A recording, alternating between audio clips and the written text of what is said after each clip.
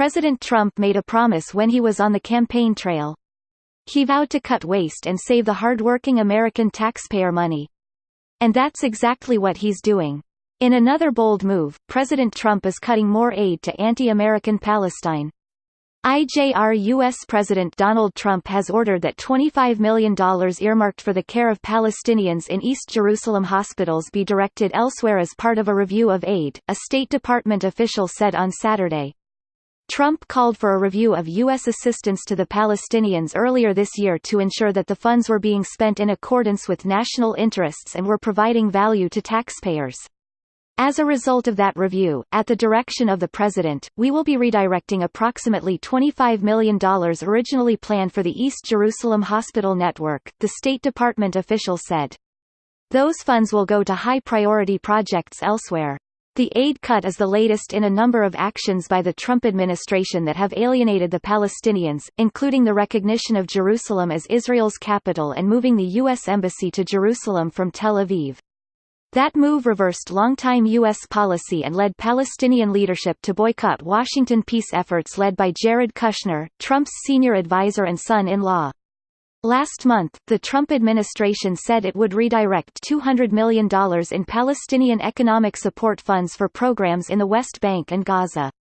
And at the end of August, the Trump administration halted all funding to the United Nations Relief and Works Agency for Palestine Refugees (UNRWA), a decision that further heightened tensions with the Palestinian leadership. Palestinian refugees have reacted with dismay to the funding cuts, warning they would lead to more poverty, anger and instability in the Middle East.